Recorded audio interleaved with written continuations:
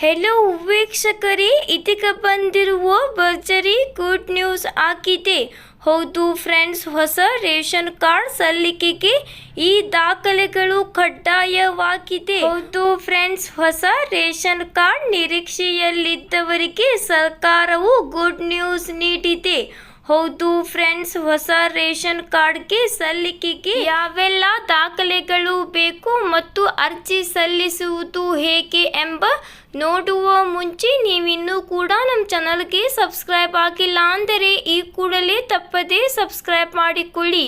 ಹಾಗಾದರೆ ಬನ್ನಿ ವೀಕ್ಷಕರೇ, ಸಂಪೂರ್ಣವಾದ ಮಾಹಿತಿ ಏನೆಂದು ನೋಡೋಣ. ಹೌದು ಫ್ರೆಂಡ್ಸ್, ಹೊಸ ರೇಷನ್ ಕಾರ್ಡ್ ಪಡೆಯಲು ಆಹಾರ ಮತ್ತು ನಾಗರಿಕ ಸರಬರಾಜು ಇಲಾಖೆ ಸಿಹಿ ಸುದ್ದಿ ನೀಡಿದೆ. ಜೂನ್ ಮೊದಲನೆಯ ವಾರದಲ್ಲಿ ಹೊಸ ಪಡಿತರ ಚೀಟಿಗೆ ಅರ್ಜಿ ಸಲ್ಲಿಸಲು ಅವಕಾಶ ನೀಡಲಾಗಿದೆ. ಹೌದು ಫ್ರೆಂಡ್ಸ್, ಪಡಿತರ ಚೀಟಿ ಪಡೆಯಲು ರಾಜ್ಯದ ನಾಗರಿಕ ಆಹಾರ ಮತ್ತು ನಾಗರಿಕ ಸರಬರಾಜು ಇಲಾಖೆ ಮತ್ತು ಅದರ ಅಧಿಕೃತ ವೆಬ್ಸೈಟ್ ಇದೆ ಮೂಲಕ ನೀವು ಹೊಸ ಪಡಿತರ ಚೀಟಿಗಾಗಿ ಅರ್ಜಿಯನ್ನು ಸಲ್ಲಿಸಬಹುದಾಗಿದೆ. ಹೌದು ಫ್ರೆಂಡ್ಸ್, ಕರ್ನಾಟಕ ಪಡಿತರ ಚೀಟಿ ಪಟ್ಟಿಯಲ್ಲಿ ಹೆಸರು ಇಲ್ಲದ ಎಲ್ಲ ಜನರು ಈಗ ಅಗತ್ಯವಿರುವ ದಾಖಲೆಗಳೊಂದಿಗೆ ಅರ್ಜಿಯನ್ನು ಸಲ್ಲಿಸಬಹುದು. ಜೊತೆಗೆ ಅರ್ಜಿಯ ಸ್ಥಿತಿಗತಿಯನ್ನು ಪರಿಶೀಲಿಸಬಹುದು.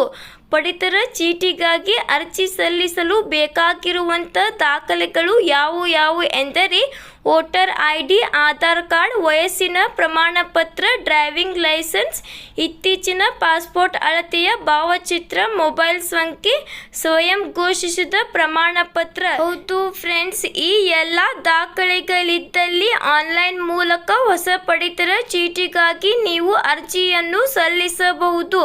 ಹಾಗಾದರೆ ಬನ್ನಿ ವೀಕ್ಷಕರೇ, ಅರ್ಜಿ ಸಲ್ಲಿಸುವುದು ಹೇಗೆ ಎಂಬ ಹಂತವಾಗಿ ನೋಡೋಣ. ಹೌದು ಫ್ರೆಂಡ್ಸ್, ಮೊದಲನೆಯದಾಗಿ ಕರ್ನಾಟಕ ಇನ್ ಈ ಅಧಿಕೃತ ವೆಬ್ಸೈಟ್ ತಾಣಕ್ಕೆ ಭೇಟಿ ನೀಡಬೇಕು. ಈ ಜಾಲತಾಣಕ್ಕೆ ಭೇಟಿ ನೀಡಿದ ಸಂದರ್ಭದಲ್ಲಿ ನೀವು ಮುಖಪುಟದಲ್ಲಿನ ಈ ಸೇವೆಗಳ ಎಂಬಲ್ಲಿ ಕ್ಲಿಕ್ ಮಾಡಬಹುದು. ಹೌದು ಫ್ರೆಂಡ್ಸ್, ಇದಲ್ಲದೆ HTTPS ಆಹಾರ ಕರ್ನಾಟಕ ಇನ್ ಹೋಮ್ ಈ ಸರ್ವಿಸ್ ತಾಣಕ್ಕೂ ನೇರವಾಗಿ ಕ್ಲಿಕ್ ಮಾಡಬಹುದಾಗಿದೆ. ಈ ಜಾಲತಾಣದಲ್ಲಿ ಕ್ಲಿಕ್ ಮಾಡಿದ ನಂತರ ನೀವು ಈ ಪಡಿತರ ಚೀಟಿ ಆಯ್ಕೆ. ಹೌದು ಫ್ರೆಂಡ್ಸ್, ಆ ಬಳಿಕ ಸ್ಕ್ರೋಲ್ ಮಾಡಿದರೆ ಹೊಸ ಪಡಿತರ ಚೀಟಿಗಾಗಿ ಅರ್ಜಿ ಸಲ್ಲಿಸುವ ಲಿಂಕ್ ಸಿಗಲಿದೆ. ಅಲ್ಲಿ ಕ್ಲಿಕ್ ಮಾಡಿ ಈ ಬಳಿಕ ನೀವು ಹೊಸ ಪಡಿತರ ಚೀಟಿಗಾಗಿ ಅರ್ಜಿ ಸಲ್ಲಿಸಲು ಭಾಷೆಯನ್ನು ಆಯ್ಕೆ ಮಾಡಬೇಕು. ಅಲ್ಲಿ ಕೇಳುವಂತೆ ಎಲ್ಲ ಮಾಹಿತಿಯನ್ನು ಭರ್ತಿ ಮಾಡಬೇಕು. ನೀವು BPL ಅಥವಾ APL ಕಾರ್ಡ್ಗಾಗಿ ಅರ್ಜಿ ಸಲ್ಲಿಸುತ್ತಿದ್ದೀರಾ ಎನ್ನುವುದನ್ನು ಆಯ್ಕೆ ಮಾಡಿಕೊಂಡು ನಮೂದಿಸಿ. ಈ ಬಳಿಕ ಅರ್ಜಿಯ ಜೊತೆಗೆ ಕೇಳುವ ದಾಖಲೆಗಳ ಸಾಫ್ಟ್ ಕಾಪಿಗಳನ್ನು ಅಪ್ಲೋಡ್ ಮಾಡಿ ಹೊಸ ಪಡಿತರ ಚೀಟಿಗಾಗಿ ಅರ್ಜಿಯನ್ನು ಸಲ್ಲಿಸಿ.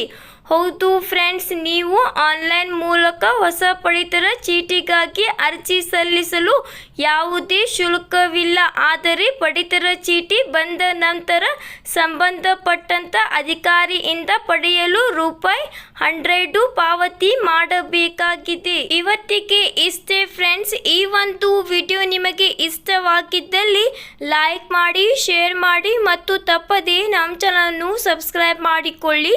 ನಾವು ಹಾಕೋ ಪ್ರತಿಯೊಂದು ಈ ಥರ ಹೊಸ ಮಾಹಿತಿಯ ವಿಡಿಯೋ ಮೊದಲು ಬಂದು ನಿಮಗೆ ತಲುಪುತ್ತದೆ.